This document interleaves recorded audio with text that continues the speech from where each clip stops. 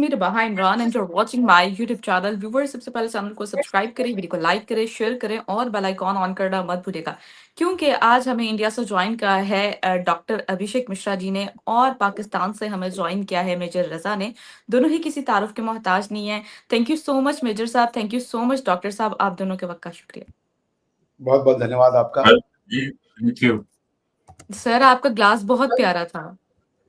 मैं गलती से मैंने वो किया है ये ग्लास दिखाना नहीं चाहिए।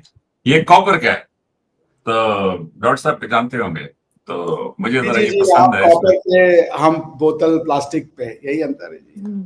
तो फिर ये तो है जो ट्रेडिशन,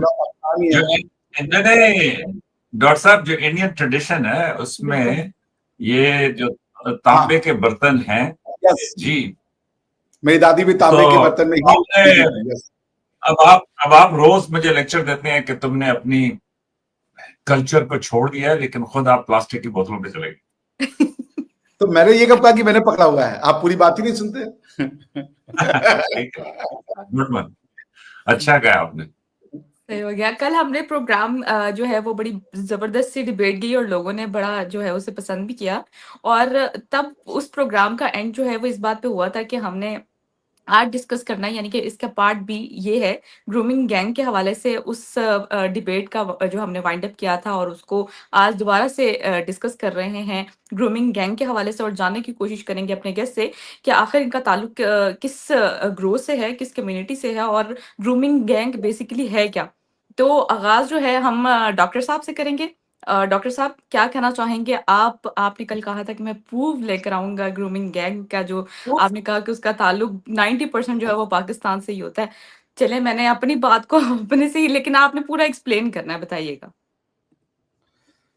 देखिए, आपको ना ये पाकिस्तान, ये मैं भी आपको नीचे यूके की पार्लियामेंट की स्पीच का संग्रह है जो अभी 2025 वाला ही, उसमें लेटेस्ट ही मैं आपको दिखा रहा हूँ। कायर स्टारमर की गवर्नमेंट से कहा गया कि आप कृपया जो है वो करें, क्या नाम है, इन्वेस्टिगेशन को ऑर्डर करें। उसने मना कर दिया। 3 time he block the investigation, चूंकि उसमें पाकिस्तानी मुस्लिम जो यूथ थे उनकी इन्वेस्टिगेशन की बात थी। इसके ऊपर वोटिंग हुई है, मेजर साहब बता। आइए चलिए हम पढ़ते हैं। एक्सपर्ट, देखिए ये आप वेबसाइट देख सकती है www.gov.uk। गवर्नमेंट, ये स्पीच है 6 जनवरी 1925 की। इंट्रोडक्शन, सीरियस क्राइम, इसको दिया था from home office. Then right honourable Yvette Cooper MP, publish 7 जनवरी। ये कोई ऐसी वैसी वेबसाइट नहीं है।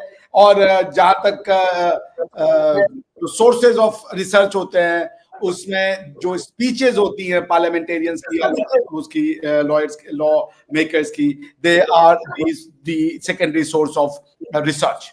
सो ये टिकटॉक, व्हाट्सएप, चूंकि मुझे पता है कि जब आप आर्ग्यूमेंट नहीं कर सकते then you start shooting the messenger, ये एक नॉर्मल सी टैक्टिक्स होती है। चले आए पढ़ें, बहुत लंबा है इसलिए मैं सीधा पाकिस्तान वाली पार्ट पे आ जाता हूं। ठीक है, मैंने कंट्रोल F किया। 10 years ago, 2 reports by Alexis J and Louis Casey into Rotherham found that 1,400 children were sexually exploited. मैं इसको हाईलाइट कर देता हूं। Exploited by multiple perpetrators, trafficked across towns, abducted, beaten, threatened with guns, even children who had been doused in petrol, girls as young as 11 who were raped. Their reports identified that then a decade ago a failure to confront Pakistani heritage gangs and a widespread perception that they should downplay the ethnic dimensions to fear for being seen to be racist. Labour MP है ये,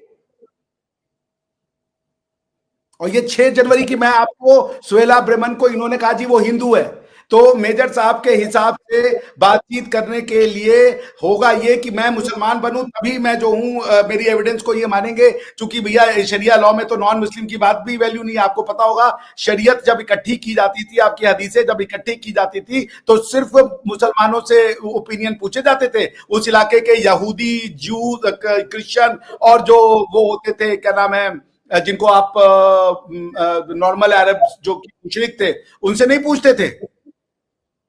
अब ये मैंने आपको दिखा दिया। अब आप बताइए, वो ये कह रही हैं कि पुलिस वाले डरते हैं कि हम अगर मुसलमानों के ऊपर और पाकिस्तानी मुसलमानों के ऊपर पे उंगली उठाएंगे तो हमारे ऊपर रेसिस्ट होने का, जैसे हम लोग हैं। निबाह जी, मैं आपसे दिल से बताता हूं, मैं ना किसी मुसलमान से नफरत नहीं करता, मैं किसी मनुष्य से नफरत नहीं करता। मुझे आपसे भी उतना ही प्यार है जितना मेजर साहब से प्यार है। और ना ही मुझे कभी यह सिखाया गया कि मनुष्यों से इसलिए प्यार मत करो कि उसका भगवान फलाना है। यहूदियों की यह गलती थी, यहूदियों के लिए जो लॉ लाया गया उसको आपकी समझ में नहीं है। इस्लाम को आप स्टैंड अलोन रिलीजन लेना चाहते हैं, चूंकि आप डॉक्ट्रिनल बातों से बचना चाहते हैं, इसलिए आप क्या करते हैं, आप इवेंट्स को डिस्कस करते हैं उसमें झूठ और प्रोपोगेंडे का हमेशा मिश्रण करके। कितना दिन ये आप चला लीजिएगा? 30-40 साल और ऐसी आग लगेगी कि बुझाए नहीं बुझेगी। इल्जाम तराशी के लिए लोग नहीं मिलेंगे। 1971 जी इंडिया ने करा दिया। इस्लाम में जब अल्लाह के द्वारा दिया गया इस्लाम था तो बंगाली मुसलमान और पंजाबी मुसलमान के बीच में अल्लाह इतना भी प्रेम नहीं करा पाए कि एक हिंदू आके उसको तोड़ दे। कहां गए अल्लाह आपके? इस्लाम का मतलब, पाकिस्तान का मतलब क्या? तेरा मेरा रिश्ता क्या? ला इलाहा इल्लल्लाह। तो अल्लाह ने कहा है कि मैं इस्लाम की प्रोटेक्शन करूंगा। कहां थे अल्लाह मियां जब बंगालियों ने आपसे रिश्ता तोड़ दिया? इस्लाम के नाम पे आप बने हैं और इस्लाम के नाम पे आप टूटेंगे। लिखित में दे रहा हूं, आपकी आर्मी जो मेन कारण है आपको इस जगह पे रखने का, ये जो आपके हालात हैं, इसके पीछे पाकिस्तान की आर्मी और उसकी जो अनहोली अलायंस है रिलीजियस स्कॉलर्स के साथ, जो कि एक्सट्रीमिस्ट स्कॉलर्स को प्रमोट करते हैं। आपका जीना मुश्किल कर दिया है इन लोगों ने। तो फिर मैं ये कहूंगा, आप इसको स्कूट कर दे उसको। हम लोग क्यों पाकिस्तानी को टारगेट कर रहे हैं भाई? There is nothing against Pakistan at all.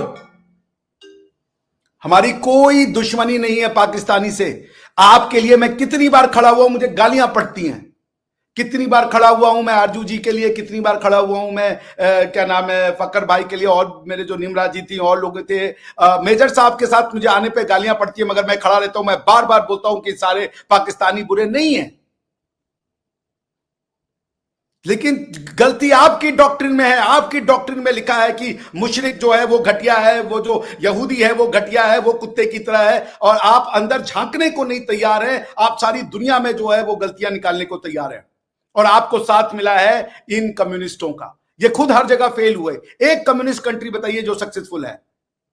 जो डॉक्ट्रिन्स नहीं सस्टेनेबल होते हैं ना, समझदार व्यक्ति उनको या तो संशोधित करते हैं या तो उनसे पिंड छुड़ाते हैं। आप रिलीजन को पर्सनल मैटर बनाइए, वरना अगर आप रिलीजन को पॉलिटिकल मैटर बनाएंगे तो बांग्लादेश होगा, बलोचिस्तान होगा। मैंने आपको कल भी बताया था, ये जो नफरतें आप जब पहला, मैं जानता हूं यार, हिंदुस्तान में ना लोग बोलते नहीं है डर के मारे, क्योंकि आप बिगट और नफरत ही कहलाए जाओगे। क्या होता है, एक जब मुसलमान आपको मिलता है उसकी बिहेवियर क्या होती है, कई बार मैंने फील किया है कितना वो कंटेम्पचुअसली देखता है। उसकी, आपके क्रिकेटर्स बोलते हैं कि ये 6 अरब लोग जहन्नुमी हैं, हमारी ड्यूटी है कि इनको हम वहां लेके जाएं, क्या नाम है, इस्लाम में लेकर के आए। क्या ऑफर करने को है भाई? आप मुसलमानों की बात करते हो लेकिन इस्लाम की डॉक्ट्रिन पे बात नहीं करना जी। नहीं, वहां मत जाए जी, वहां मत जाए, बात लंबी हो जाएगी। मैं बात लंबी करने को तैयार हूं, मैं बात लंबी करने को तैयार हूं। जितनी लंबी बात करनी है आइए कीजिए। आप इस्लाम के नाम पे बचे हैं, आप बने हैं, इस्लाम की डॉक्ट्रिन से पीछा नहीं छुड़ा सकते आप। और ये कि जो ये इस मुसलमान के अलावा कोई इस्लाम की डॉक्ट्रिन कोट कर दे और ये अनु वट दो, इसका सर सर से जुदा, कितने सर तन से जुदा कर लोगे यार? कितनी तलवारें हैं तुम्हारे पास, तुम सर तन से जुदा कर दोगे? फ्रीडम ऑफ स्पीच रोक दोगे? क्यों ऐसा होता है कि पाकिस्तान या जहां भी इस्लाम है वहां फ्रीडम ऑफ स्पीच नहीं होती? अगर इतना मजबूत दीन है, अगर इतने मजबूत अल्लाह मियां है, तो उनको फ्रीडम ऑफ स्पीच से डर है। उनको मेरे अभिषेक मिश्रा जैसे 2 कौड़ी के बोलने वाले से डर है। हिंदुइज्म पे अटैक यहां का कम्युनिस्ट करता है, यहां का इस्लामिस्ट करता है, यहां के लोकल कास्ट में जो चीजों को डिवाइड कर दी गई सब करते हैं, किसी ने उनको नहीं रोका। हमारे लीडर्स ने रामचरितमानस को ऐसे फाड़ा है और उनको कुछ नहीं हुआ। कोई नहीं बोलता उनको कुछ। आप फाड़ दीजिए भाई, आपकी इच्छा है। जाना तो पड़ेगा आपको डॉक्ट्रिन पे, आज नहीं तो कल। क्योंकि आपके घर में आग इसी डॉक्ट्रिन ने लगाई है। ये घर टूटा इसी डॉक्ट्रिन की वजह से, और ये घर आगे भी टूटेगा इसी डॉक्ट्रिन की वजह से। मार रहे हो आप ऑपरेशन बदर में, क्यों मार रहे हो ऑपरेशन बदर में उनको इस्लाम से खारिज करके? आप कौन होते हो ये डिसाइड करने वाले कि उनका इंटरप्रिटेशन ऑफ इस्लाम गलत है? कौन हो आप? आपसे कोई अरबी आता है पूछने कि जरा फतवा दे दो? आप जाते हो अरबियों के पैरों में, हाँ जी फतवा दे दो जी महाराज, इस पे क्या होगा इंटरप्रिटेशन आपका?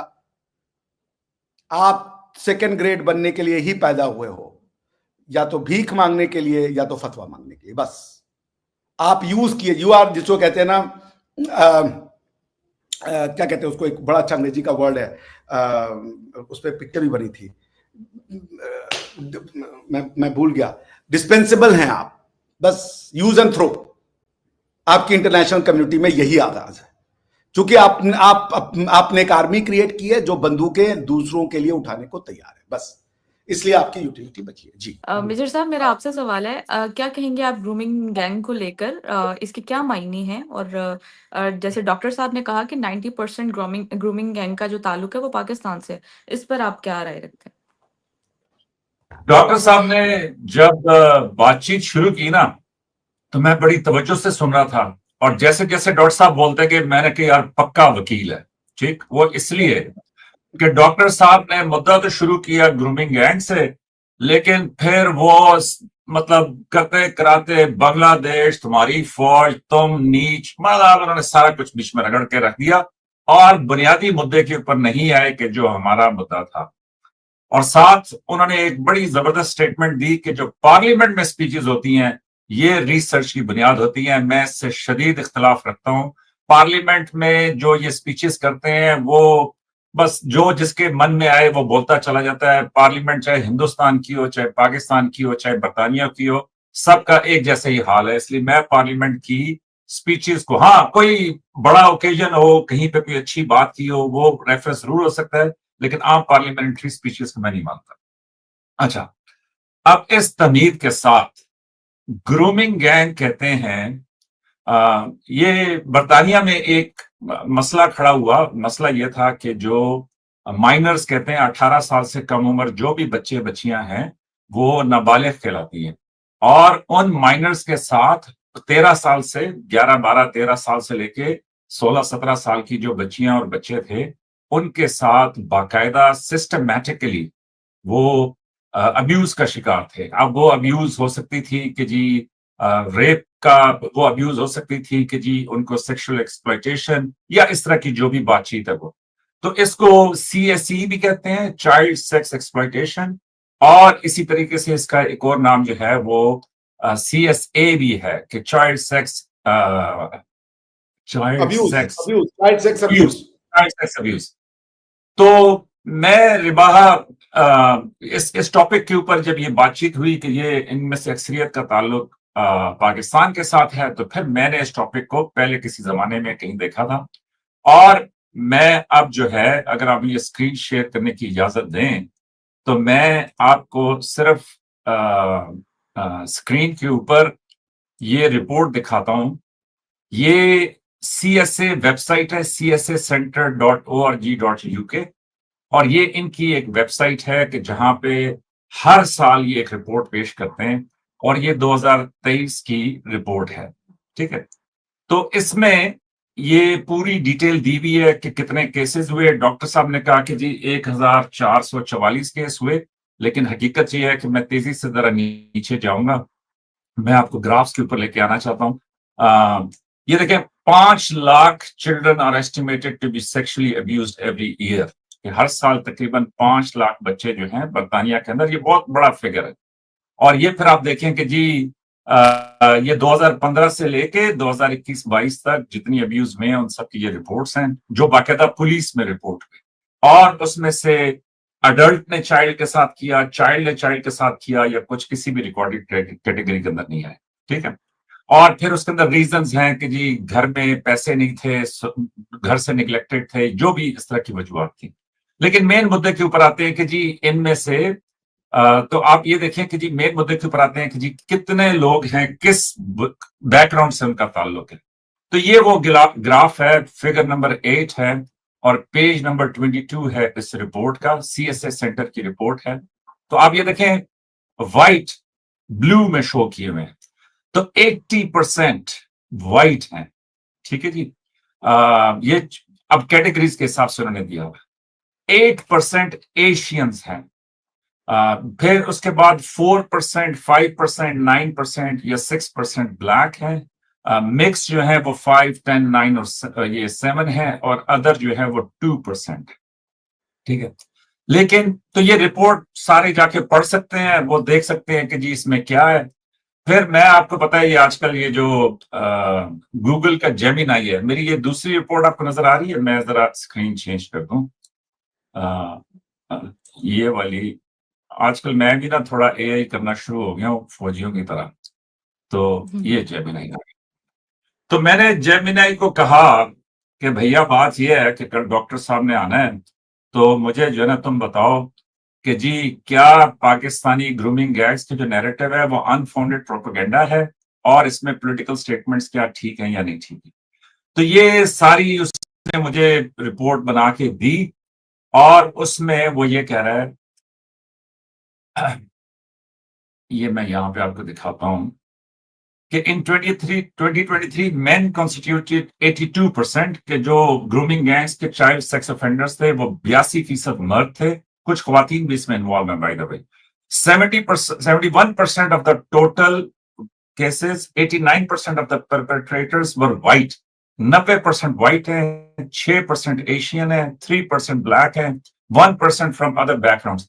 और माइंड यू, एशियन के अंदर मुझे अभी मालूम नहीं है कि पाकिस्तान उसमें आता है या इंडिया पाकिस्तान उसमें आता है या 1% किसमें आता है। और उसके बाद फिर ये देखें कि मैंने उससे कहा कि जी मुझे आगे पूरी रिपोर्ट के साथ मुझे रेफरेंसेस भी दो। तो ये देखें नीचे उसने ग्रूमिंग गैंग्स ब्रिटिश शेम 2023, ये इन्वेस्टिगेटिव डॉक्यूमेंट्री है, रेप ऑफ ब्रिटेन एक और डॉक्यूमेंट्री है। और फिर ये देखें, BBC faces Sikh backlash over grooming gangs, broadcast ruling, और उसमें हिंदू, सिख और पाकिस्तानी को एक ही कैटेगरी में डाला गया। उसके ऊपर किसी सिख ने जो है वो एतराज भी किया। तो देखें, और फिर ये सुहेला ब्रेवरमैन, इनकी जो रिपोर्ट थी, इन्होंने 2023 में पार्लियामेंट में और फिर डेली मेल में कॉलम में ये लिखा कि जी all culprits involved in grooming gang phenomena are British Pakistani men. She further stated to the BBC that the gangs were overwhelmingly made of British Pakistani males. These sweeping, कि ये जो झाड़ू की तरह उन्होंने जनरलाइजेशन की है, वो होम ऑफिस ने बाद में क्लैरिफाई की, which stated she was referring only to 3 notorious cases, जिसका डॉक्टर साहब भी जिक्र कर रहे थे. This selective focus on specific cases generalized about the national honor is a key characteristic of misleading rhetoric. और उसके बाद ये कीस टाइमर का और इंसानों का असर, कीस टाइमर का सबका भी बीच में दिया हो। तो मैं मतलब बड़े अदब से, मुझे नहीं मालूम कि डॉक्टर साहब ने इसको देखा या नहीं देखा, लेकिन मैं बड़े अदब से आपको यह बताना चाहता हूं कि जी चाहे एक भी ब्रिटिश ओरिजिन पाकिस्तानी इसमें शामिल हो, तब भी जो है वो बड़ी गलत बात है। लेकिन ये जो था ना कि जी ये सारे इसमें शामिल थे, ऐसा बिल्कुल नहीं था। और दूसरा, मैंने उसके बाद फिर ये जो ब्रेवरमैन है इनका ओरिजिन भी किया, तो ये इंडिया से ताल्लुक रखती हैं, मतलब ओरिजिन इनका इंडिया से है, फैमिली इनकी इंडिया से ताल्लुक रखती थी, अभी बिल्कुल ये ब्रिटिश हैं। तो इन्होंने भी मालूम नहीं कि पॉलिटिकल बुनियादों के ऊपर अपनी पार्टी के लिए ये कैसे, लेकिन इनको क्योंकि ये होम ऑफिस में थी तो इनकी स्टेटमेंट सबसे ज्यादा मिसयूज हुई। और यहाँ पे डॉक्टर साहब को मैं एक वो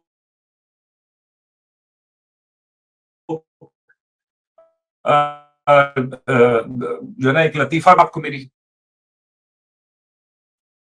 रिबा, आपको मेरी आवाज आ रही है? जी सर, आ रही है, आ रही है।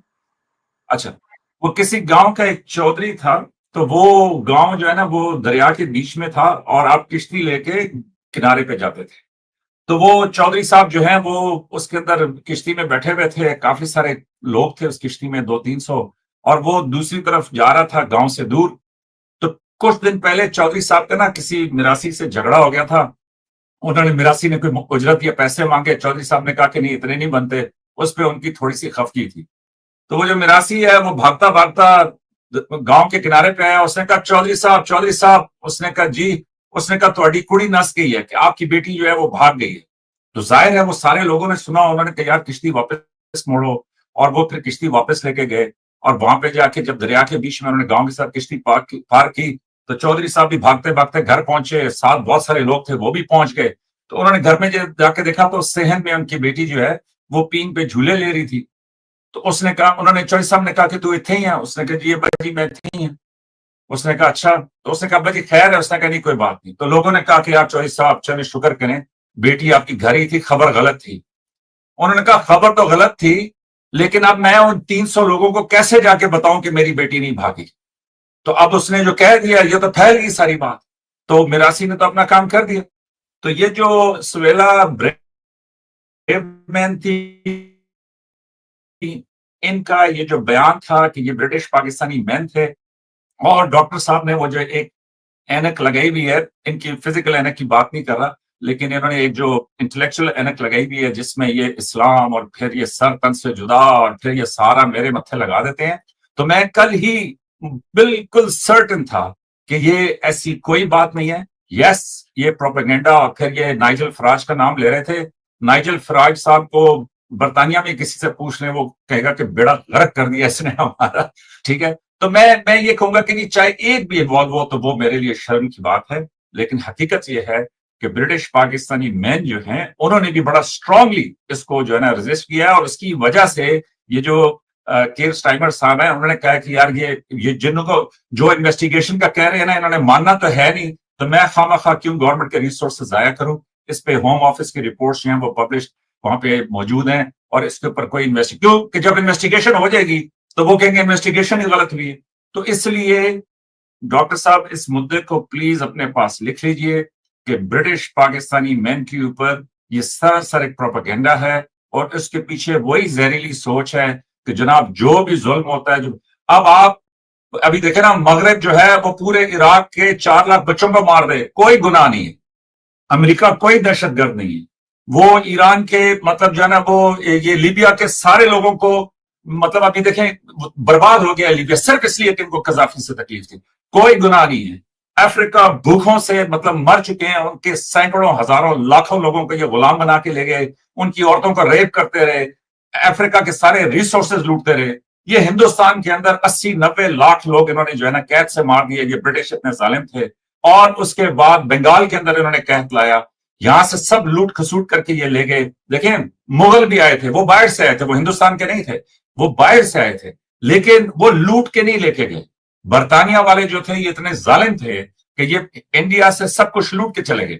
और फिर अभी देख लें कि जी मशरक़ वस्ता में क्या हो रहा है। तो ये जालिम नहीं बनते, लेकिन वो एक छुरी वाला कोई मुसलमान किसी जर्मनी के मॉल के अंदर वो जनाब किसी को हल्की सी कोई इस तरह उस तरह, वो जी दहशत गर्द मुसलमान, ये सारे दहशत गर्द, ये सब वो फलान कान। तो बस ठीक है, आप करेंगे प्रोपेगेंडा, लेकिन मेरी अपनी नजर में 1400-1500 साल के अंदर मुसलमानों ने अपनी पूरी एम्पायर बनाई, सब कुछ बनाई। अगरचे मैं उन सबका चचा नहीं हूं, लेकिन as a religion, as a Muslim मैं आपको यह बता रहा हूं कि उसमें इतनी कत्लो गारत नहीं हुई जितने पिछले 50-60 साल के अंदर ये बरतानिया, अमेरिका, मतलब इन्होंने पिछले 100 साल के अंदर किए। अच्छा, फिर ये है कि जी डॉक्टर साहब ये कह रहे थे कि जी देखिए डॉक्टर साहब, जहां पे हमें तशवीश है वो तशवीश ये है कि आपने कल साचार कमेटी रिपोर्ट को रद्द कर दिया। आपने कहा वो भी एक साजिश थी। हालांकि मैंने जो थोड़ा बहुत रिसर्च किया है उसके मुताबिक जस्टिस साचार कमेटी रिपोर्ट को तकरीबन तमाम इंडियंस, हिंदुस्तानी जो हैं वो एक मुस्तनद रिपोर्ट समझते हैं। वो इसलिए कि जस्टिस साचार खुद चीफ जस्टिस थे और बड़े अच्छे मतलब जो है ना अच्छा रेपुटेशन वो एंजॉय करते थे। और उस रिपोर्ट में पढ़ ले रे बात, मुसलमान की हालत दलित से बुरी है हिंदुस्तान के अंदर। मुसलमान अलग बस्तियों में रहते हैं, चाहे वो जितना भी अमीर मुसलमान है वो किसी हिंदू की बस्ती में या किसी अच्छे वेल पॉलिश्ड मतलब डेवलप्ड इलाके के अंदर वो घर नहीं ले सकता, उसने उधर ही रहना उसी बस्ती के अंदर। 25 में से एक मुसलमान जो है वो बीए या मतलब जो है बीएससी करता है, 50 में से एक जो है वो एमए कर लेता है। कोई फाइनेंस इंडस्ट्री में नहीं है, कोई बैंकिंग में नहीं है। ये गलियों में पोछे लगाना, छोटे मोटे काम करना, मतलब ये जो है अपनी कोई अपने अंदरूने खाना की तिजारत करना, ये सब वो कर रहे हैं। और उसके पीछे अब डॉक्टर साहब जिनको कम्युनिस्ट कहते हैं ना, इनसे तशरीह ले लीजिएगा, लेकिन इनकी भी मेरी समझ के मुताबिक आरएसएस के एजेंडे से जो भी अलग है, मोदी साहब के एजेंडे से जो भी अलग है, वो सब कम्युनिस्ट हैं, वो सब। और यही अमेरिका में कम्युनिस्ट कह के उन्होंने अपना एक कैपिटलिस्ट निजाम बनाया था। तो इसी कम्युनिस्ट, मतलब जिसकी आपको समझ ना आए ना, या जिसकी बात आपको अच्छी नहीं लगती, तो ये है असल शिद्दत पसंदी। इसी वजह से इनके जो अभी रॉ के वो अमरजीत सिंह दौलत हैं, जिनको एएस दौलत आमतौर पे कहा जाता है, उनका देखें कल का वो इंटरव्यू बड़ा वायरल है, कि जिसमें वो जो सहाफी है उनको चबो चबो के ये कह रहा है कि जनाब आप चाइना का कैसे बताते हैं? आप सुने चंद दिन पहले पाकिस्तान हिंदुस्तान की जंग हो रही थी, आप अपने एक साबका रॉ के चीफ को ये कह रहे हो कि भाई तुम पाकिस्तान में गए हुए थे। और उसके बाद देखें कि जी एएस दौलत साहब जो बड़े एक पढ़े लिखे बुक राइटर भी हैं, सब कुछ है, उनको एक बड़ा अच्छा वो मतलब वेल रेड पर्सन कंसिडर किया जाता है। उन जैसा आदमी इतना जिच हो गया कि उसने सिर्फ उस बंदे को थप्पड़ नहीं मारा, बाकी वो जो उसको गाली दे सकते थे, जो डांट डपट कर सकते थे, मतलब उन्होंने माइक उठा के दूर फेंक दिया। तो डॉक्टर साहब जरूर हमें लेक्चर दें, जरूर हमारे बारे में आप बताएं, लेकिन मैं ये कहूंगा कि थोड़ा सा अपने गिरेबान में भी झांक लें। आप हिंदुस्तान को, अभी आप कह रहे थे ना कि जी आप क्या है, डिस्पोजेबल हैं, डिस्पेंसेबल हैं, आप ये कह रहे थे ना। तो डॉक्टर साहब मैं आपको एक बात बताऊं, मैं हमेशा ये सोचता था कि हिंदुस्तान इतना बड़ा मुल्क है, पाकिस्तान कब तक हिंदुस्तान के साथ अस्करी तौर पर मुकाबला करता रहेगा। लेकिन अब मैं ये समझता हूं, मुझे ये लग रहा है कि ये जितनी भी आप देख लेना, जो भी खानदान पावर में आते हैं, तरक्की करते हैं, हुकूमतें बनाते हैं, चाहे वो मुगल थे, चाहे वो मराठा थे, चाहे वो सिख थे, चाहे वो जो कुछ भी थे, तो सवाल ये पैदा होता है कि वो डायनेस्टीज गिर क्यों जाती हैं। तो डॉक्टर साहब उसमें एक कॉमन फैक्टर है, कॉमन फैक्टर ये है कि अंदर से डिविजन्स कायम होती हैं, अंदर से वो टूट फूट जाते हैं। वो फिर जहांगीर अपने सारे भाइयों को मार देता है, रंजीत सिंह का बेटा जो है फिर वो 11 साल, मतलब वो अंदर से ही पहले टूटते हैं, फिर बाहर वाले उनके ऊपर हमला करते हैं। तो मैं बड़े अदब से आपको ये कहूंगा कि मेरे ख्याल में मुझे जो अभी नजर आ रहा है वो ये नजर आ रहा है कि ये हिंदुस्तान, लेकिन इंडिया कभी भी इस तरह इकट्ठा एक नेशन स्टेट नहीं था। ये पहली दफा है कि इंडिया इस तरीके से ब्रिटिश राज के बाद जो है वो एक नेशन स्टेट के तौर पे इतना बड़ा मुल्क बन के सामने आया हो। तो मेरे ख्याल में कि इंडिया के अंदर तोड़ फोड़ इस शिद्दत पसंदी की वजह से शुरू होगी। और मुझे ये लगता है कि ये पाकिस्तान की बात करते हैं, पाकिस्तान का जो होना था हो गया। अब मुझे ये लगता है कि हिंदुस्तान अंदर से बटेगा, और उसकी वजह से मेरे ख्याल में कि हिंदुस्तान जो है वो अपनी ये जो एग्जिस्टिंग शेप है इसमें कायम नहीं रह सकेगा। अच्छा डॉक्टर साहब, आप क्या समझते हैं कि कैसे इसको खत्म किया जा सकता है? यहाँ पे तो देखिए आर्ग्यूमेंट, मेजर साहब, जैसे मेजर साहब ने जो चीजों को जिस तरह 18 मिनट क्लेरिफाई नॉन किया है, स्टॉप है। तो आप तो कैसे आई होप समझते हैं कि डॉक्टर जी साहब वो वकीलों वाली हरकत की है मैंने कहा कि पहले वकील ने जो है ना वो 10 मिनट लिए हैं तो मैं 20 मिनट लूंगा। माजूर, मैं मुझे नहीं पता 7 चला, मिनट दे बीच में दिया। वो 3-4 मिनट जो है वो भी थे जब ये नहीं, कम्युनिकेशन कट गई। मैं 13-29 से देख रहा हूँ आपका, तो वो नहीं लिया मैंने। 18 मिनट आपने बोला, मैंने 7 मिनट बोला था, तो लेट मी हियर पेशेंटली। जी जी प्लीज प्लीज। सो मेजर साहब ने कहा कि कोई सीएसआर, कोई एनजीओ की रिपोर्ट दिखा के बताया कि जी देखिए 80% गोरे हैं, बाकी 8% काले हैं और पीले हमारे जैसे लोग हैं, बाकी कुछ कुछ है। इसलिए जो ये क्लेम है कि ये मुसलमानों ने किया है, पाकिस्तानी मुसलमानों ने, ये क्लेम झूठा है। बिल्कुल वो सही कह रहे हैं, he is absolutely right, but he is missing the point. The point की ये रिपोर्ट्स लाई नहीं गई, पुलिस ने इनको नोटिफाई नहीं किया, पुलिस ने एफआईआर नहीं काटी, दबा दी गई मैटर। ये समझ ही नहीं रहे मेन बात। डिमांड हो रही है कि इनकी इंक्वायरी करो, इन्वेस्टिगेट करो, इन केसेस को उठाओ। जो ये करते आए हैं आर्मी के नाम पे पाकिस्तान में, इन्होंने बलूचियों के लोगों को घर से गायब कर दिया, मिसिंग पर्सन्स। बेसिक बात नहीं समझ में आ रही है उनको। उनके पार्लियामेंट में डिमांड हो रहा है कि इन्वेस्टिगेशन करवाइए। बच्चियां सामने नहीं आ रही हैं डर के मारे, क्योंकि पाकिस्तानी जो मुस्लिम गैंग्स हैं उन्होंने उनकी जान की धमकी दी, उनके बच्चों की धमकी दी। क्या आपके यहाँ पे नहीं होता है पाकिस्तान में कि किसी लड़की का रेप कर दो और उसके बाद उससे बोलो कि तुम सामने आओगे तुम्हारे घर वालों को मार देंगे? ये क्या करते हैं हिंदुओं के साथ, हिंदुओं की बच्चियों के साथ। वो बच्ची आकर के बोलती है नहीं मुझे इस आदमी से प्यार हो गया, 40 साल के आदमी से मुझे प्यार हो गया, मेरी शादी को रिकॉग्नाइज कर दो और मैं इस्लाम अपनी मर्जी से अपनी उसे वो कर दी हूं। चूंकि ये खेल खेलते आए हैं शुरू से, इनको और कोई बात ही नहीं समझ में आती। डराने और धमकाने का। जो ये कह रहे हैं ना इंडिया टूटेगा, पाकिस्तान 10 साल के अंदर खत्म नहीं हुआ तो ये दाई वाली मूंछ मुड़ाऊंगा, सबसे पहले आपका बलूचिस्तान जाएगा, ये आप लिख के रख लीजिए 2 साल के अंदर। अब बात आइए, ये हमसे कह रहे हैं जी हिंदुस्तान कभी टिका नहीं, हम तो हजारों साल से टिके हैं, आप तो इस्लाम के नाम पे बने 20 साल नहीं टिक पाए।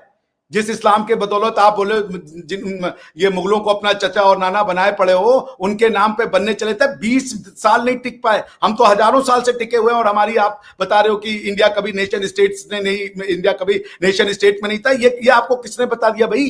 किसने जानकारी दी है कि स्टेट सिर्फ पॉलिटिकल नेशन स्टेट से बनते हैं? चाणक्य किसके लिए गया था अलेक्जेंडर से बचाने के लिए भारतवर्ष को? भारत हमेशा से एक फेडरल यूनिट था, भारत कल्चरल फॉर्मेशन है, पॉलिटिकल फॉर्मेशन उसका सबसर्विएंट पार्ट हुआ करता था। उत्तरम यस्य समुद्रस्य हिमाद्रय शैव दक्षिणम वर्ष तद भारतम नाम भारती यत्र संतति। ये आज से 3500 साल पहले लिखा गया, और जब ये लिखा गया उस दिन भारत नहीं बना, उसके 1000 साल पहले से इसका आइडिया शुरू हो गया था कि ये हमारी सिविलाइजेशन है। भारत का जो वर्णन है वो बुक ऑफ ईस्थर यानी कि ओल्ड टेस्टामेंट में मिलता है, जाकर के आप उसका पेज नंबर 4 में पढ़ लीजिए, जिसको वो हुदा के नाम से कहते हैं। जिस मोजेस के रिलीजन को आप फॉलो करते हो, समझने की क्षमता तो है नहीं, इस्लाम स्टैंड अलोन रिलीजन कभी नहीं बन सकता, वो कंटिन्यूटी है जुडाइज्म का, क्योंकि आपका क्लेम लास्ट होने का है, फर्स्ट होने का नहीं है। इस्लाम की शुरुआत का जो रिलीजन है जिसमें भगवान ने सबसे पहले बातचीत की, वो भारतवर्ष को अपनी किताबों में डिनोट करके बैठे हुए हैं हुदा के नाम से, और हुदा के नाम से, और आप हमें बता रहे हो कि भारत आने वाले समय में नहीं एग्जिस्ट करेगा।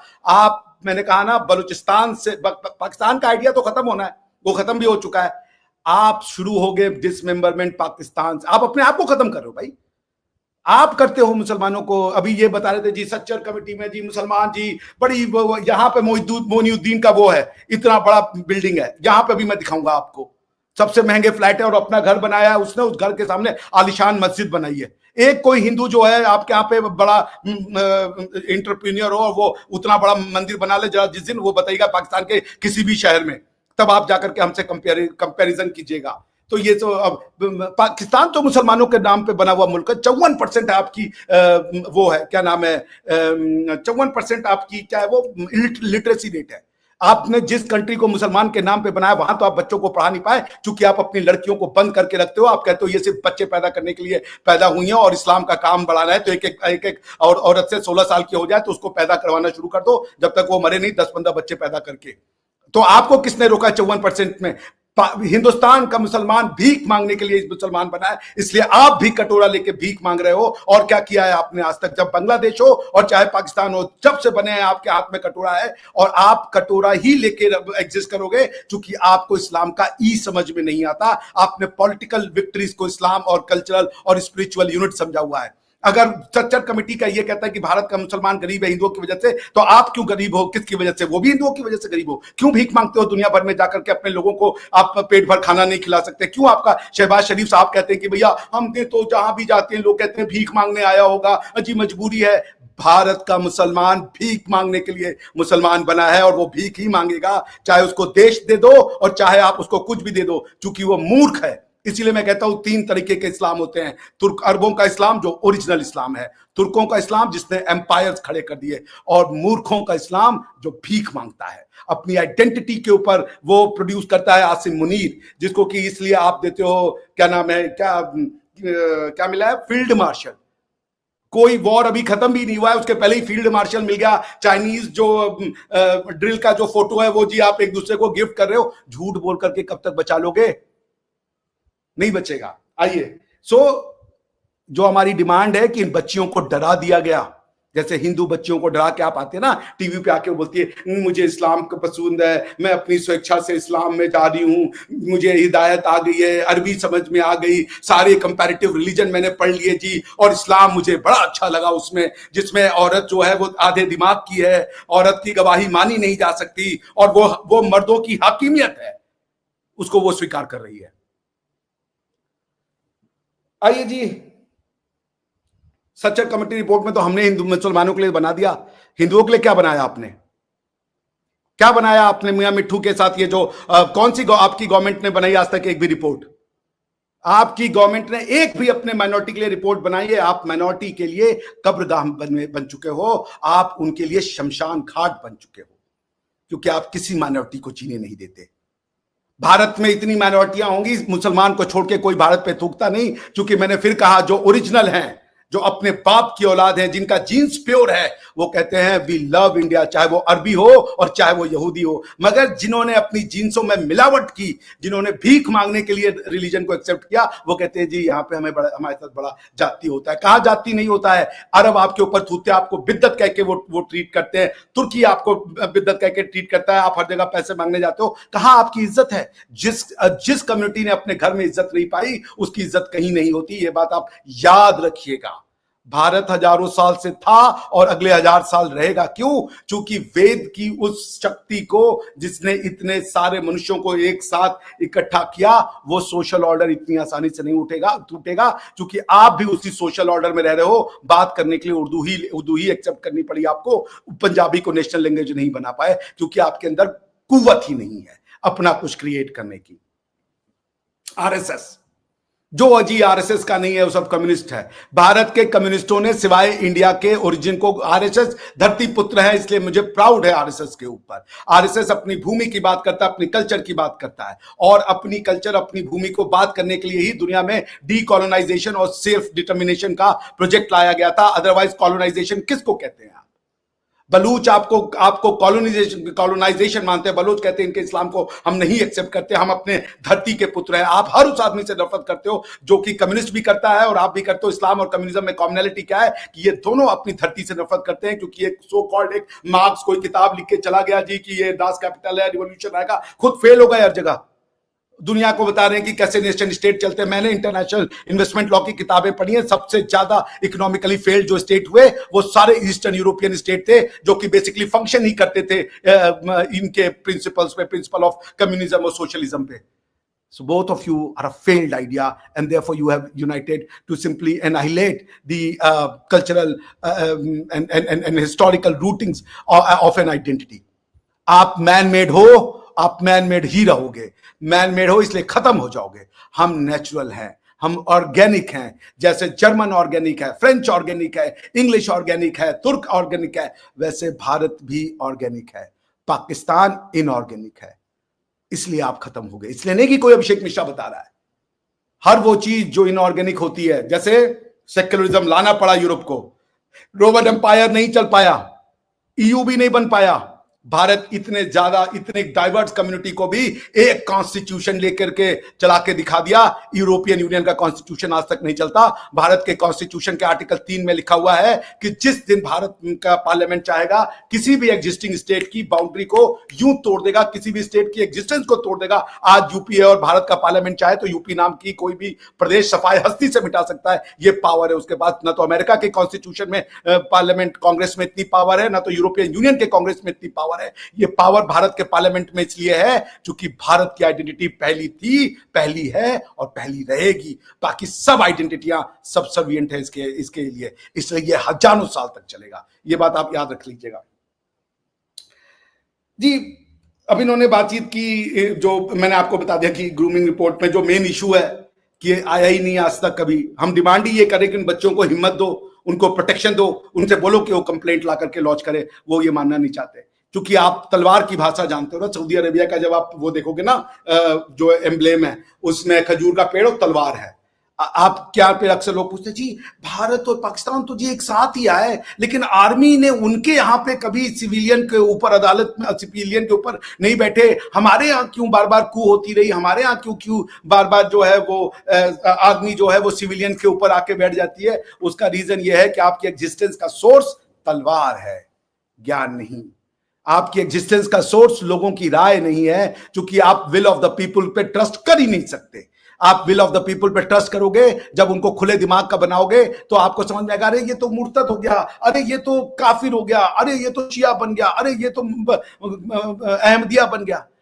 आप हमसे भारत में मुसलमानों के स्टेटस पे बात कर रहे थे, आपके यहाँ पे तो मुसलमानों की कब्र निकाल करके उसको वो गंदा करते हैं, क्या नाम है, कादियानियों को। आप मुसलमानों की बात कर रहे हैं। किस मुसलमान जितने ज्यादा आपके देश में मारे जाते हैं, किसी देश में नहीं माने जाते। इतना होने के बाद भी भारत की पार्लियामेंट ने ये नहीं कहा कि इनको इस्लाम से खारिज करो। आप तो इस्लाम से खारिज करने लग गए साहब। 70 साल में इस्लाम से खारिज करना शुरू कर दिया आपने। कहां से आ गई इतनी पावर? कौन है मुसलमान? शिया है, सुन्नी है, अहमदिया है, कौन है? आप जब से बने हो आपने खाली मुसलमानों को अपने से अलग किया है और आप हमें ज्ञान दे रहे हो। अगर मुसलमान इतना ही अच्छा होता तो पाकिस्तान की आर्मी क्यों ऑपरेशन बदर लड़ दिए भाई? जरा मुझे कारण बता दीजिएगा। ऑपरेशन बदर सही है या ऑपरेशन खंदक सही है? कौन सा ऑपरेशन सही है? जरा मुझे ये समझा दीजिए मेजर साहब। हमारे यहाँ तो कोई ऑपरेशन नहीं चल रहा है कि भैया हिंदू मुसलमान के बीच में कोई ऑपरेशन चल रहा है। मुझे बताइएगा ये ऑपरेशन खंदक सही है या ऑपरेशन बदर? क्यों शिया और सुन्नी को गोली मार रहे हैं आपस में पख्तूनख्वा में? क्यों आप अहमदियों को मुसलमान, आपके कॉन्स्टिट्यूशन में जब से बने हो भैया आप तो खारिज कर रहे हो मुसलमानों को। आपके खुद समझ में नहीं आता इस्लाम है क्या।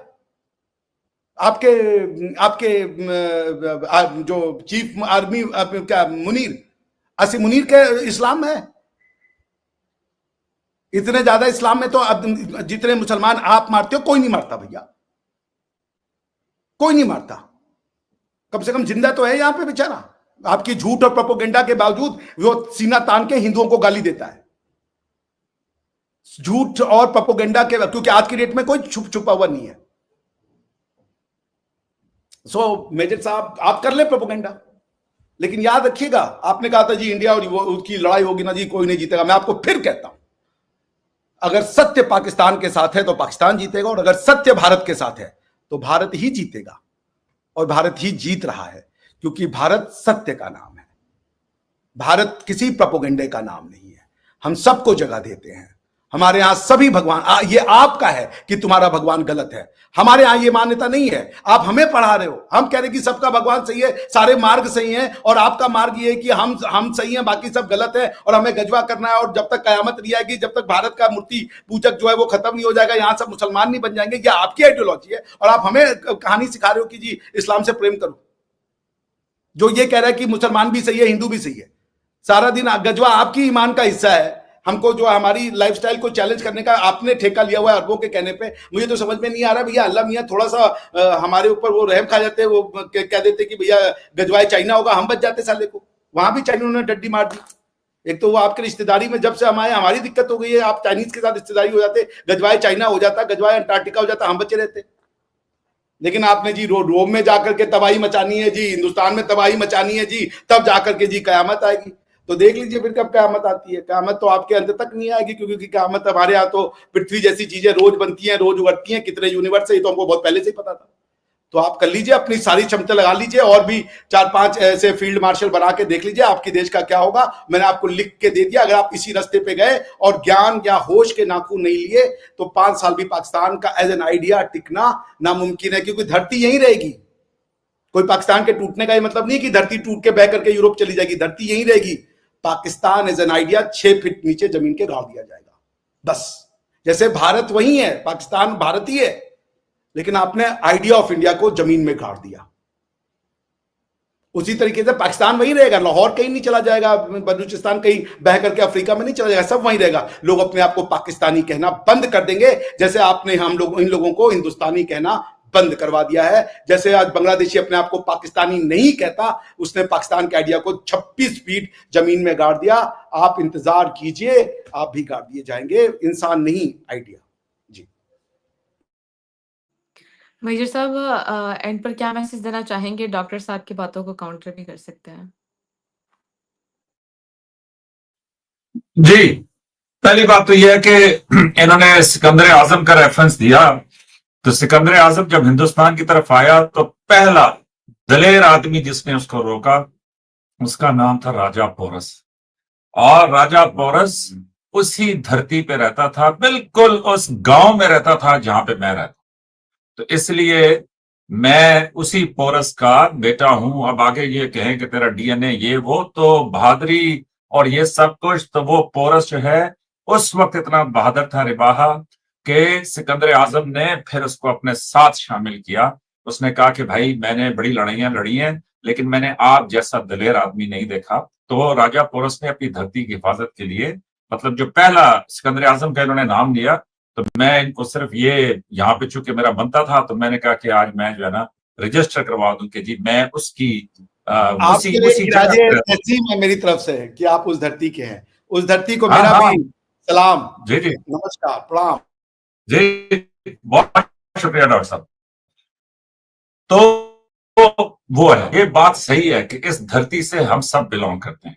आगे ये जो झगड़ा है ना, वो बुनियादी तौर पे ये कभी मजहबी हो जाता है, कभी कल्चरल हो जाता है, कभी ये कि देखे ना, ऐसे शनाख्त बदली है कि मुझे हिंदुस्तानी जो है अपने से अलग नजर आता है, जो हिंदुस्तानी है उसको पाकिस्तानी अपने से अलग नजर आता है, और बंगाली को भी अलग नजर आता है, उसको दोनों ही अलग नजर आता है। मतलब मैं ये कह रहा हूं कि वो जिस तरह मैंने वो अगले दिन बताया था ना कि कई बातें आपको समझ नहीं आती कि ये कैसे हो सकता है।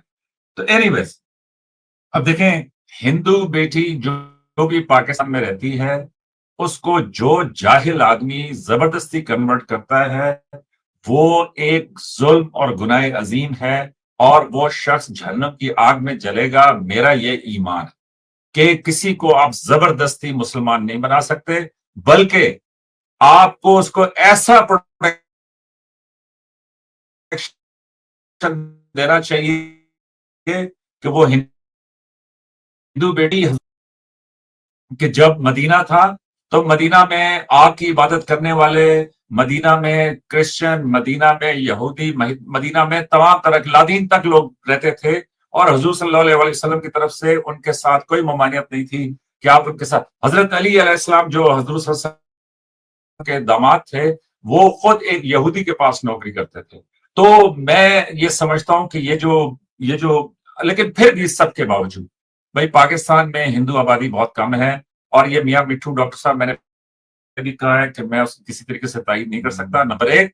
नंबर टू, कि मैं खुद जो भी आप मुझे किरदार के, मैं उसके लिए अदा करने के लिए तैयार हूं कि जी हुकूमत को फुल प्रोटेक्शन देनी चाहिए। लेकिन साथ ये मतलब से घिनौने चक्कर है ना इंसानों के, मैं इसमें ना किसी हिंदू को शामिल कर रहा हूं ना किसी और को, लेकिन इंसानों के ऐसे घिनौने चक्कर है कि जब आप खोजते खोजते जाएंगे तो पता चलेगा कि पीछे फंडिंग कोई ऐसा करा रहा है कि जो सिर्फ इसलिए चंद हिंदू बेटियों को तबाह बर्बाद करवा रहे हैं कि जी वो इससे कोई सियासी मकसद या किसी के ऊपर। बहरहाल उसको मैं छोड़ता हूं। फिर अभी लिटरेसी रेट की उन्होंने बात की, ठीक है, पाकिस्तान का लिटरेसी रेट डॉक्टर साहब 62 पॉइंट कुछ परसेंट है इस टाइम पे, हिंदुस्तान का 72% है। लिटरेसी रेट में हम आपसे पीछे हैं, और मैं समझता हूं कि पाकिस्तान को अपना लिटरेसी रेट बढ़ाना चाहिए। जो बात सही है वो बात सही है, मेरा इस पर कोई इनकार नहीं। और दूसरा, इसमें खवातीन के लिटरेसी रेट को बहुत ज्यादा बढ़ाना चाहिए। जब पाकिस्तान आजाद हुआ था तो पाकिस्तान का लिटरेसी रेट 70s में बहुत अच्छा हो गया था, लेकिन उसके बाद जब हम शिकार हुए इस जंग के कि जो रूस के साथ या यूएसएसआर, साबका यूएसएसआर के साथ हमने लड़ी, तो वहां से पाकिस्तान पटड़ी से नीचे उतरा, और ये लिटरेसी रेट भी तबाह हो गया, और ये जो खवातीन का स्पेशली मामला है वो भी सारा जो है उसी की नजर हो गया। वरना अदरवाइज 70s में पाकिस्तान, ये 60s में जैकलिन केनेडी जो मशहूर फैशन तरीन खातून थी, वो मशहूर तरीन प्रेसिडेंट केनेडी की वाइफ थी, उन्होंने पीआईए की फ्लाइट ली थी न्यूयॉर्क से लंदन, इसलिए कि उन्होंने कहा कि जी बड़ी ही स्टाइलिश एयर होस्टेसेस हैं, रिबाहा भी इतनी स्टाइलिश नहीं है जितनी स्टाइलिश एयर होस्टेसेस उस जमाने की थी। और ये मैं इसलिए कह रहा हूँ रिबाहा कि जी आप जरा उनके फैशन को देखो, और फिर आप समझो कि जनाब फैशन की क्या महराज, क्या हेयर स्टाइल्स, क्या वो ग्लव्स और ये सारा कुछ, ये पाकिस्तान ऐसे ही था। और इस पर अगर वीडियो देखनी है तो बेशक मेरे चैनल पे एक पड़ी हुई। तो ये डॉक्टर साहब जो लिटरेसी रेट है, लेकिन पॉवर्टी में डॉक्टर साहब, आप भले हमें कहें भीख मंगा, भले आप कहें कि जी कटोरे लेके जाते हैं, भले आप सब कुछ कहें, जी मैं नहीं लेकिन कहता, ये एक्सट्रीम शहबाज साहब पॉवर्टी, कहते हैं भाई, मैं नहीं कहता, प्लीज आई। हाँ हाँ, नहीं वो ठीक है, पाकिस्तान पे इकोनॉमिकली इस टाइम पे बड़ा टफ टाइम है। ये 2-3 साल पहले तो पटाखा बच गया था, लेकिन बड़ी मुश्किल से जाके गवर्नमेंट ने उस पटाखे को बजने से बचाया, और पाकिस्तान ने एक मिरेकल है, अभी ये इकोनॉमिक रिपोर्ट्स आनी है कि पाकिस्तान ने कैसे उससे रिवाइव किया है। तो अल्लाह का शुक्र है कि हम उससे बच तो गए हैं, लेकिन जाहिर है कि जब आप खड्डे में गाड़ी ले जाएं तो फिर खड्डे से वापस गाड़ी अभी रोड पे लाते लाते जो टाइम, तो रोड पे गाड़ी आ गई है, अब उसको जरा साफ सुफ करके चलाना है, तो देखें कि जी वो कैसे आगे की तरफ भागती है। लेकिन वो है, लेकिन इसके बावजूद डॉक्टर साहब एक्सट्रीम पॉवर्टी में पाकिस्तान इंडिया से बेहतर है। बड़ी अदब के साथ, मुझे कोई खुशी नहीं है कि अगर इंडिया में एक्सट्रीम पॉवर्टी है, लेकिन एक्सट्रीम पॉवर्टी में हिंदुस्तान जो है वो अलग, अगरचे ये पिछले 10-15 साल में, और इसका भी क्रेडिट जाता है मनमोहन सिंह साहब को कि उन्होंने ऐसी बुनियादें खड़ी की कि हिंदुस्तान जो है वो इकोनॉमिक प्रधानमंत्री पॉइंट की मोदी तरफ को बढ़ गया। यूनाइटेड नेशन और आईएमएफ ने धन्यवाद दिया है। सबसे ज्यादा गरीबी से निकालने का काम, गरीबी की रेखा हाँ, से लोगों को निकालने का काम प्रधानमंत्री मोदी जी के नेतृत्व में हुआ, उसमें मुसलमान सबसे ज्यादा है, ये बात याद रखिएगा। वो डॉक्टर जो असल में ना, अभी मैं बाबा बनता जा रहा हूं, तो जब आप बाबे बन जाते हैं ना तो आपको किसी पे भी एतबार नहीं रहता। तो ये अक़वाम मुत्तहिदा मोदी साहब को शाबाशी किसी वजह से दे रही होगी। हकीकत में ये शाबाशी जो है वो शी जिनपिंग की बनती है मेरे हिसाब से। नोबेल प्राइज भी शी सारे जिनपिंग। बातें पाकिस्तानी तो हमेशा ही चाइना की सारी शाबाशी कर रहे हैं। चाइना जी बढ़िया अच्छा है। डॉक्टर साहब यहाँ पे बिल्कुल अनबायस बात कर रहा हूँ, कोई चचा ताया नहीं कर रहा, लेकिन हकीकत ये है कि शी जिनपिंग ने जो तरक्की दी है चाइना को वो फिनोमिनल है। और इसी के ऊपर मैं बात करना चाहता था कि चाइना इज आपने अ मार्क्स बबल की व्हिच इज बर्स्टिंग। आप देखते रहिएगा, चाइना रियल नहीं है, डेमोक्रेसी नहीं है, लोगों की मन शामिल नहीं है, दबा के डॉक्टर साहब नहीं होते। मैं आपकी इस चीज को बड़ा पसंद करता हूं कि जो भी आप कुछ पीते हैं उससे बबल शबल और इस तरह की चीजें मैं तो आपको पी नजर रहा हूं, आती मगर हैं। आप जो अफगान वाला माल फूंक रहे हैं, चूंकि आप तो फौज में भी हैं, आराम से मिल जाता है वो, उसका मैं भी दीवाना हूँ। आप अरे मेरे हमारे बाजू में दुनिया की सबसे बड़ी फैक्ट्री है डॉक्टर साहब, कुछ आपको चाहिए हो तो आप बेशक मुझे बता सकते हैं। आपको तो वैसे ही मिल जाता होगा नजराने के तौर पे, वो माल तो एक मैं ये मुझे कहना पड़ेगा। ये नजराने का आपने बड़ा अच्छा इस्तेमाल किया है। तो वो देखें, जो भी आप पी रहे हैं उससे जो बबल्स आपको नजर आते हैं वो अपनी जगह पे, लेकिन डॉक्टर साहब सिस्टम्स हमेशा इंप्रूवमेंट की तरफ जाते हैं। मैं कैपिटलिज्म का बड़ा कायल था और मैं इसको देखता रहा। फिर उसके बाद मैंने ये मार्क्सिज्म को थोड़ा बहुत देखा और उसके बाद ये जो चाइना की डेवलपमेंट है इसके ऊपर देखें ना डॉक्टर साहब, कितनी आप पाकिस्तान को जो मर्जी है कर रहे हैं, लेकिन हम चाइना का छापा अभी तक नहीं लगा सके। हमें चाहिए कि हम चाइना का छापा लगाएं, लेकिन 12 डॉक्टर साहब लोगों को आजादी देके, स्वतंत्रता देके उनको आप डेवलप कर रहे हो, इसकी कीमत नहीं लगा सकते। चाइना के लोगों ने जितना माओ ने मारा चाइनीजों को, किसी ने नहीं मारा। डोंट से जो इंडिया ने अचीव किया। ये डॉक्टर साहब वो आपकी फर्स्ट ग्रेड है, अफगानी है, फ्री में मिला हुआ है, तो वो तो स्पेसिमेन तो और भी बेहतर वाला आपको दिया जाता है। माशाल्लाह आपकी मूंछों का भी कमाल है, आइटम जो है वो अनब्लेमिश्ड है। लेकिन आप सुन लें मेजर साहब, भारत ने स्वतंत्रता, डेमोक्रेसी, फ्रीडम सब दे करके लोगों को यहां तक लाया है। इंडिया इज आप पिछले 2000 साल का खाली ओईसीडी का रिपोर्ट पढ़ लीजिए। पिछले 2000 साल में दो ही इकोनॉमी दुनिया की नंबर 1 इकोनॉमी होती थी, इंडिया और चाइना, जिसमें कभी चाइना 25% होता था, कभी together they had 55% of the world. Doctor साहब ये मेरी स्क्रीन आपको नजर आ रही होगी, इस पे ये पायलट बना हुआ है। नजर आ रही है और तो कुछ नहीं नजर आ रहा। नहीं, ये आपको मेरी स्क्रीन नहीं नजर आ रही? नहीं, अभी कुछ आ रहा है। ये जो पायलट नजर आ रहा है, हाँ ये पायलट नजर आ रहा है, बहरी कजाक इसको कहते हैं। ये ना डॉक्टर साहब, मैं ये जो आप बात कर रहे हैं ना, उससे मुझे ख्याल है कि डॉक्टर साहब ना, उन्होंने पायलट की तरह कभी इधर वो काला वो पट्टी रखी होती है, हमको इंडिया कभी वो इधर रख देते हैं। अभी सुने ना, अभी सुने, चाइना ने कमाल ये किया कि उन्होंने मार्क्सिज्म लिया लेनिन से, और वहां से लेने के बाद उन्होंने उसके साथ ब्लेंड कर दिया, जिस तरह वो कहते हैं ना फ्यूजन फूड्स, कि जी इसमें गुजराती भी है और उसके बाद जो है ना इसके अंदर यूपी का भी तड़का लगा दिया है, तो ये फ्यूजन हो गया जी दोनों का। तो इसी तरीके से चाइना ने वहां से लिया ये जो मार्क्सिज्म के सब बराबर है, सबका ये वो सब कुछ स्टेट का, और साथ बीच में कैपिटलिज्म डाला। और देखिए क्या हैरत अंगेज मॉडल बनाया है कि अब अमेरिका, बर्तानिया, मगरब, यूरोप ये कह रहे हैं कि देखो जी हमारे यहाँ पार्लियामेंट में बड़ी बहसें होती हैं, डेमोक्रेसी के अंदर फैसला ही नहीं हो सकता। चाइना में चूंकि एक पार्टी है, चाइना को सपोर्ट कर लीजिए, सारा कंट्रोल है। सुन लेना, एक पार्टी के पास एक पार्टी चले गए, अब वो जेल में है मेजर साहब। ये जिस चाइना वो सीपे की आपको खाएगा। और ये सुन लीजिए, जिस अमेरिका को गालियां दे रहे हैं ना आप, उसी की टैंकें, उसी की बारूद, उसी के पैसे ने आपको 60 साल जिंदा रखा है। आज भी आप आईएमएफ में उसी के पैसे पे जाते हो, बेचारे मांगते नहीं है। इन्वेस्ट को बेचारे, आए हाय डॉक्टर साहब कुछ बहुत ही भड़कीला पीते हैं आपके, अमेरिका को बेचारे मैंने कहा वो जो पायलट वाली आंख है ना, कभी इधर इधर से शिफ्ट की इधर। भाई देखे, मैं आपसे ये कह रहा हूँ, दोनों आंखें बंद कर रखी हैं और गजब चाइना का चश्मा लगाया हुआ है यार। आप तो बहुत आला, मैं कह रहा हूँ जी, निभा जी, अगली कमाल बार मैं आऊंगा तो कमाल। नी हाउ मा बोलूंगा भाई मेजर साहब को, बिकॉज नी हाउ मा ही सब कुछ आ रहा है भाई। ऐसी दीवानगी, वो तो सुने ना मैंने साहब, कि सुने तो ऐसी थे। दीवानगी मैंने नहीं, देखी नहीं मुझे है। मुझे मुझे थोड़ा सा अफसोस हुआ कि आपने कार्ल मार्क्स को जो है ना वो रगड़ दिया। कार्ल मार्क्स एक अच्छा आदमी था, मैं उसने वर्कर्स महसूस मेजर के लिए और साहब, सब आप कुछ सुन मुझे रहे अभी अभी सुन लीजिए, अभी मैं आपको बस अमेरिका एक सेंटेंस कहूंगा, में इसको बहुत ध्यान से सुनिएगा, एक सेंटेंस कहूंगा। आप मुझे टिकटॉक वाला कह लें, व्हाट्सएप यूनिवर्सिटी कह लें, या आप मुझे कह लें ये टेलीग्राम यूनिवर्सिटी, लेकिन मेरी जैसी एबिलिटी लेके पैदा होने वाले कार्ल मार्क्स जैसे लोगों से भी ऊपर होते हैं, ये बात आप जान रखिएगा।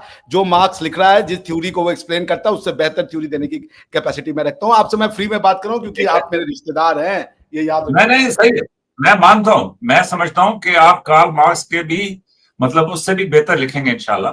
लेकिन देखें, मैं जो आपको बात करना चाह रहा हूं वो इंशाल्लाह। ये करना चाह रहा हूं, हाँ, कि मैं जो आपको बात, अब देखिए मैंने तो अपने अल्लाह से कह दिया, अब आप अपने भगवान से बात कर देखिए लीजिएगा, यही ताकि दिक्कत है, आप भी अल्लाह को मेरा तेरा दोनों कर को एग्री दीजिए, करना यही जरूरी दिक्कत है है। कि अगर आप ये देखें।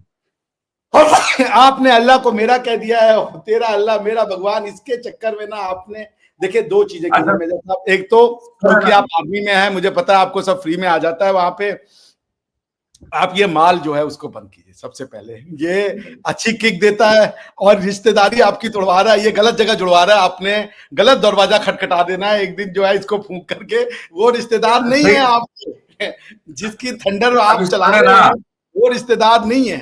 जो रिश्तेदार है आप सुने, उनको उनका दरवाजा ही नहीं खटखटा रहे हो। देखिए मैं आपको एक चुटकुला सुनाता हूँ। एक बार एक आदमी दारू पी करके आया, और उसने ना एक लड़की का घर खटखटाया, तो लड़की ने बोला तुम कौन हो? उसने बोला तुम्हें शर्म नहीं आ रही, अपने हस्बैंड को पहचान नहीं रहे हो तुम? तो बोला मेरा हस्बैंड तो अंदर सो रहा है। तब उसको समझ में आया कि उसने गलत लड़की का दरवाजा खटखटाया था। पाकिस्तान वही कर रहा है, वो बार बार गलत लड़की का दरवाजा खटखटा रहा है। आधा कंट्री आप दे चुके हैं, आधा और दे देंगे, लेकिन आप एक बात याद रखिएगा, अंत में आना घर पे पड़ेगा, रिश्तेदारी हमारी रहेगी। लेकिन ये जिनके रिश्तेदारी में आप जा रहे हैं ना, कल को आप बोलेंगे यार गलत लोगों से दोस्ती कर लिए थे मिश्रा जी, आपकी बात काश हम उस समय समझ गए होते। इसलिए अफगानिस्तान वाला माल प्लीज बंद कर दें। I know you have access, मगर प्लीज। और वो नहीं नहीं, अब तो देखे ना, यहाँ पे मतलब ग्लोबल वर्ल्ड है, हर चीज हर जगह पे दस्तयाब है। नहीं तो नहीं, मैं हमारे ये आपसे बात आप एक तो यार आप हर चीज हमारे मत पे पढ़ दे रहे हो यार। जो भी आपको मिल रहा है आपने मेरे नाम पे पढ़ देना उसको, हमारे यहाँ नहीं मिल रही है हर चीज यार मेजर साहब। कैसी बातें नहीं, वो देखिए, वो अभी अभी आपकी हुस्न अदा है कि आप, वही मैंने कहा है ना कि आप जब अपनी ऐनक से देखते हैं तो आपको अपने पास सब कुछ अच्छा लगता है।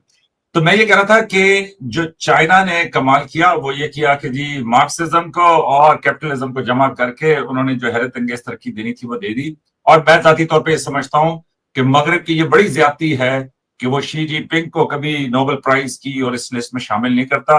तो इसलिए मैं ये कह रहा हूं कि जैसे जैसे मैं बागा हो गया हूं, तो वैसे वैसे मुझे अब इन इदारों के ऊपर, इनकी बातों के ऊपर कोई खास एतबार नहीं होता। मैं हर चीज को शक की निगाह से देखता हूं कि उन्होंने ये क्यों कहा है। तो वो जो मोदी जी को वो भड़का रहे हैं ना कि जी उठो, खड़े हो अपने कदमों में, हम तुम्हारे साथ हैं, तो यही वो जो रूस के फॉरेन मिनिस्टर हैं कि जो बड़े ही वेल रिस्पेक्टेड डिप्लोमेट हैं, लावरोव साहब, उन्होंने यही कहा था हिंदुस्तान को कि भाई जरा ख्याल रखना, मगरब के मशवरों में मत चलना, मारे जाओगे। तो बहरहाल देखे डॉक्टर साहब, आप ये एक बात आप कहते हैं कि पाकिस्तान जी बने हो 70 साल पहले, हम भारत बने हैं हजारों साल पहले। ऐसे कितने वेस्टर्न चले, सिविलाइजेशन ये तो मुद्दा खत्म नहीं होगा, लेकिन अभी फिर एक घंटा हो गया वहां के प्रोग्राम का। बहुत जरूरी है, सुन लीजिए। ऐसे कितने वेस्टर्न सिविलाइजेशन आए और चले गए। भारत है, भारत रहेगा। वो एक बात जरूर है कि कुछ समय के लिए आप अपनी रास्तों से भटक जाते हो, कुछ आपको आपकी करनी की सजा भी मिलती है, एवरीथिंग डन एंड डस्टेड, लेकिन भारत रहा है, भारत रहेगा। आज आप गाली दे रहे हो वेस्ट को ना, यही समझाता है कि भारत है और भारत रहेगा। नहीं नहीं लेकिन नहीं नहीं नहीं नहीं, गाली नहीं दे रहे, हम तो कह रहे हैं कमाल के लोग हैं। तो ठीक है ना जी, आप सबको कमाल का, आपके फिलोसोफर लेते हो आप ग्रीस से, और वेस्ट को आप गालियां दे रहे हो, माल आप उड़ा रहे हो यार। IMF के लोग भी चाहिए, डॉक्टर साहब देखना देखना, वो है ना, ये आप गर्लफ्रेंड आज के प्रोग्राम में, चूंकि अभी आप एक हैप्पी मूड में हैं। एक चुटकुला सुन लीजिए। एक बार क्या हुआ कि एक आदमी जो था वो अपने गर्लफ्रेंड के घर पे गया, और जैसे ही वो उसके साथ कुछ बातें करने वाला था, उसका दूसरा वाला बॉयफ्रेंड आ गया, उसने कहा तुम छुप जाओ, ये जो है मेरा पुराना वाला बॉयफ्रेंड है, मुझसे मिलना है। तो उसके बाद वो उससे बोला कि, उसका पुराना वाला बॉयफ्रेंड बोला कि यार मैं तुम्हें ना एक एसी ला के देना चाहता हूँ। बोला नहीं जी, मुझे रघु ला के दे देगा। तो बोला यार भगवान ठीक है। फिर वो बोला कि मैं तुम्हें कार ला के देता हूँ। बोलता नहीं, वो भी प्रभु ला के देगा। उसने कहा कि जी मैं तुम्हें ना जेवरात ला के देता हूँ। उसने कहा नहीं जी, वो भी प्रभु ला के देगा। तो उसने ना पुराना वाला घर बॉयफ्रेंड घर बाहर आ गया दरवाजे। उसने कहा सब मैं ला के दूंगा, तो ये क्या करेगा। पॉइंट वही हो रही है आपकी कि आपने सारा कुछ चाइना को दे दिया है। चाइना एक दिन आपको वो सबक सिखाएगा कि आप याद रखेंगे वो किसी के नहीं है। जो अपने लोगों को मार दे, अपने लोगों को माओ ने मारा था, वो आपका सगा नहीं होगा। वो आपकी आइडियोलॉजी को मेंटल बीमारी बताते वो कहते हैं Islam is a mental disease, और वो आपकी मॉस्क को टॉयलेट्स में कन्वर्ट कर रहे हैं। पूछ लीजिएगा आप ये कि यहाँ के बच्चों ने पब्लिक रिएक्शन में दिखाया है। मत कीजिए। हम इस्लाम को गले से लगाते हैं, हम तो इस्लाम को गले से लगाते हैं। हम आपके जितने अरब के वो लोग हैं उनको गले से लगाते हैं। हमारी किसी रिलीजन से कोई दुश्मनी नहीं है, हम हर रिलीजन का सम्मान करते हैं क्योंकि यही हमारी पहचान है। ये लोग मॉरलिटी लेस हैं, ये अधर्मी लोग हैं क्योंकि इनका कोई मॉरल नहीं है। सिर्फ पैसे को मॉरल बनाने वाले लोग एक दिन बहुत बुरी मौत मरते हैं, ये बात याद रखिएगा। हम मोरालिटी वाले लोग हैं, हम पैसा भी कमाते हैं तो जिसे कहते हैं कि नीति से पैसा कमाते हैं, ऐसा वैसा पैसा हम नहीं कमाते। और आज हम दुनिया का सबसे ज्यादा आईफोन बनाने वाला कंट्री भारत हो गया है, और ट्रम्प साहब कह रहे हैं कि आईफोन मत बनाओ भारत में। ये हमने करके दिखा दिया। रिश्तेदार सही चुनिए, दोस्त जो है वो माल फूंक के बनाइए। ओके, एक रिबाहा यह है कि डॉक्टर साहब को ये नजर नहीं आएगा कि ये बरतानिया, अमेरिका, फ्रांस थे कि जिन्होंने 2 सदियां, सेंचुरी ऑफ शेम कहते हैं चाइना में इसको, कि उन्होंने उनको अफ्यून के ऊपर और जंगें की कि अफ्यून पियो। और माओजे तंग एक अजीम आदमी था कि वो एक जगह से खड़ा हुआ, और बिल्कुल मैं मानता हूं जी, और इसलिए कि उसने अपनी कौम को उस जिसको वो शर्म की सेंचुरी कहते हैं कि जब वो मजबूर हो गए, जब वो जो है ना अफ्यून का शिकार हो गए, ओपीएम का, कि वो पूरी उनकी नस्लें तबाह होगी। और देखें डॉक्टर साहब को शी जिनपिंग की तो यही कमाल नजर नहीं आता। बहुत नहीं सुनना चाह रहे हमने, डॉक्टर साहब तो कह रहे थे अफीमची थे साले बर्बाद किया भाई। डॉक्टर साहब सुन लेना, अब मेरी भी बात सुन लेना, मेरी भी बात सुन। वो जो आपका सप्लायर है उसका नंबर दीजिएगा जरा, मैं देता हूँ सुने। तो वो रिबाहा 1 अरब लोगों को शी जिनपिंग ने जो है गुर्बत से निकाल के चाइना को इस टाइम पे दुनिया का अमीर तरीन मुल्क बना दिया है। वो डॉक्टर साहब को नजर नहीं आएगा। तो बहरहाल मैं ये समझता हूं कि आज के प्रोग्राम में कम से कम डॉक्टर साहब को ये पता चल गया होगा कि ग्रूमिंग गैंग्स का पाकिस्तान से या पाकिस्तानी बेस्ड ब्रिटिश पाकिस्तानी आपको पता चल गया होगा कि ग्रूमिंग गैंग मुझे खुशी है इस बात की कि डॉक्टर साहब इस बात पे आ गए। वो माल वाले का इन्वेस्टिगेशन करानी चाहिए। इन्वेस्टिगेशन भले बरतानिया कराए ना कराए वो जाने उनका काम, लेकिन मैं ये कहूँगा स्टारमर काहे डर रहे हैं भाई, करवा ले, क्यों नहीं करवा ले। मैं ये कह रहा हूँ कि स्टारमर पाकिस्तानी तो नहीं है ना जी। बहरहाल मैं ये कह रहा हूँ रिबाहा के आखिर में कम्युनिस्ट है ना वो, तो आखिर में रिबाहा ये है कि डॉक्टर साहब चूंकि बार बार कभी किसी गर्लफ्रेंड का कभी किसी बीवी का वो ले रहे हैं, तो मैं आपसे ये कहूंगा कि आप अपने प्रोग्राम के जरिए जितनी भी ये जो कोई लड़कियां हैं कि जो ये प्रोग्राम देख रही हैं, तो मैं उनको कहूंगा कि वो जरूर डॉक्टर साहब को जो है वो क्या कहते हैं अच्छे पैगाम कोई जो है ना मतलब खुशी के पैगाम भेजें, क्योंकि डॉक्टर साहब जो है वो एक ऐलान करते फिर रहे हैं कि भाइयों जो है एक अच्छा कि ये मेरा यहाँ साथ नीचे जो गालियां पड़ेंगी उसमें इन्होंने डॉक्टर साहब इस दौर में पढ़ा लिखा डॉक्टर किसी को मिल जाए इसको और क्या चाहिए। उसको पढ़े लिखे बिजनेस जो छोटी मोटी चीजें पी के खुश हो जाता है और उसके बाद बुलबुले देखता है। छोटी मोटी से ना बड़ी वाली को जाना चाहता हूँ, वो जो आप पूछ रहे वहां जाना चाहता हूँ, उसका नंबर तो दे दीजिए। वो क्या नंबर है? +971 क्या लिखूं मैं? बस ये नहीं 971 आप किधर जा रहे हैं, खुद भी मरेंगे और मुझे भी मरवाएंगे। नहीं क्या है आपको वो कोड ही नहीं पता। कंट्री कोड क्या है? नहीं वही मैं देखा ना, ये है, आप लोगों को कोड पता नहीं होते, फिर आप कहीं और मिला देते हैं, बाद में फिर हम कहते लोग हैं कोड कि में ये बात हो ही गया नहीं वो हो करते भाई, हम लोग ओपन आदमी है भाई, ये कोड का काम आपका है, हम तो कह रहे। गया। लेकिन हम आपने लोग जो मान रहे हैं, देखिए एक बात हमने सीखी कि मैं छोटा मोटा पी रहा हूँ, मेजर साहब कुछ बड़ा टाइप का फूक रहे हैं, उस लेवल पे मुझे आना है, इसलिए नंबर तो मुझे आज नहीं तो कल चाहिए होगा मेजर साहब आपसे, लेकिन क्वालिटी अच्छी है वो, आई मस्ट से दैट। हाँ डॉक्टर देखिए, नजराने में जो कोई खलूस से पेश कर रहा है उसमें और जो आप माल खरीद रहे हैं उसमें कोई फर्क तो होगा। हाँ नहीं ये तो है, वो खलूसियत तो होगी, आपको तो सबसे जिसे कहते हैं बेस्ट प्रिस्टीन माल मिलता होगा। अरे बात तो तुम्हारा भी कोई काम है? अभी वो डॉक्टर साहब असल में वो बार बार एक ही बात किए जाएंगे, जब ये आप पी लेना तो फिर उसके बाद अब एक ही तरह की बातें सर मैंने कहा करते बहुत जाते हैं। ज्यादा अच्छा, लेकिन अहम ये बात जो चल रही है। पूछ रहे हैं ये उसको बोलने नहीं देंगे मुझे, आप समझ रहे हैं ना? नहीं मेजर नहीं साहब मुझे नंबर चाहिए। रिवाज जी आप मेजर साहब से नंबर, हो सकता है कि हम लोग इसमें ना दे पाए, नहीं नंबर नहीं लेके बहुत मैंने ज्यादा मैं आपको इम्पोर्टेंट बात चल रही नंबर थी क्या तो है, इस पे। डिलीवरी पहुंचाएंगे सर, डिलीवरी विद डिलीवरी। यही हाँ डर है हमें, यही डर हम एक है कि आप साथ बहुत पहुंचा करते देंगे हैं। भैया, आप ना पहुंचाए, आप बख्श दे, हमें कह रहे डिलीवरी पहुंचा देंगे वो भी ऑनलाइन। यार बताइए, वैसे ही यहाँ पे आफत पड़ी हुई है। अरे भाई मेजर साहब मजाक कर रहे थे, कभी आपने पहुंचवा ही दिया तो। Thank you so much major साहब, thank you so much doctor साहब, आप दोनों के वक्त का बहुत शुक्रिया। व्यूअर्स आप इस टॉपिक से रिलेटेड अपनी राय को कमेंट सेक्शन में जरूर बताइएगा और नेक्स्ट प्रोग्राम तक के लिए हमें दें इजाजत। Thank you so much.